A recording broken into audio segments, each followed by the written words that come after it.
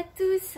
Alors cette vidéo pour répondre à une question que mon entourage me pose souvent et aussi mes élèves ou ceux qui viennent me voir en séance de stratégie pour mon programme de coaching. À quel moment, quel est le bon timing pour se faire suivre?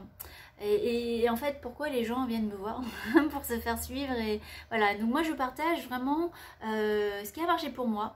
Et si je prends mon exemple, qu'est-ce qui m'a poussé moi à me faire suivre à long terme, c'est-à-dire pas juste on va chez le thérapeute, dès que ça va pas, on pleure un beaucoup et derrière, hop, ça va bien pendant un temps et hop, ça redescend et hop, ça remonte, on va consulter, enfin voilà.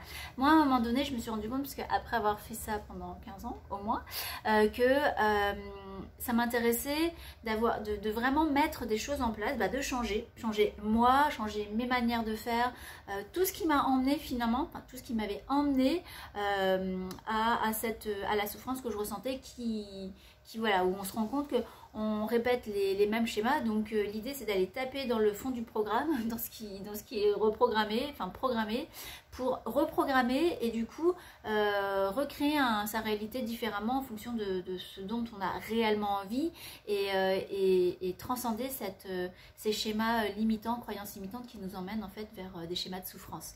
Donc je dirais c'est à ce moment-là qu'on va consulter, qu'on demande un suivi avec un début, une fin, où il y a vraiment des outils qui sont mis en place. C'est quand le fait d'en avoir marre de souffrir est moins important, devient plus important, pardon, je vais y arriver, le fait que d'en avoir marre de souffrir est plus important que la peur de changer.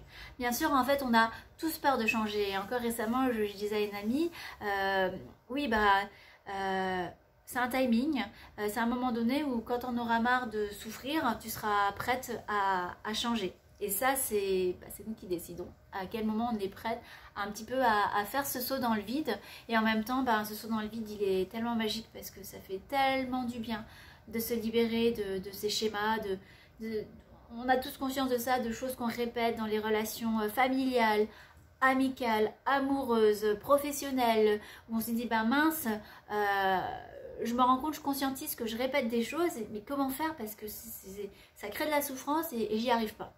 Donc c'est à ce moment-là que j'interviens, où déjà je partage tous les outils, toutes les stratégies qui ont marché pour moi, pour sortir en fait de ces cercles vicieux, de ces schémas qu'on répète, de ces mécanismes de pensée, de fonctionnement, où on est tombé en espèce de routine mentale, on s'y est identifié, on s'est habitué en fait à se nourrir de ces émotions négatives, et le jour où on s'en rend compte, on peut réencoder. Donc voilà, à quel moment on décide de se faire suivre, c'est quand on conscientise qu'on a des schémas qui sont pas bons pour nous, qui sont source de souffrance, mais qu'on ne sait pas forcément comment faire pour en sortir et encoder. Et c'est là que le coaching intervient. Voilà pour cette première question et à très bientôt.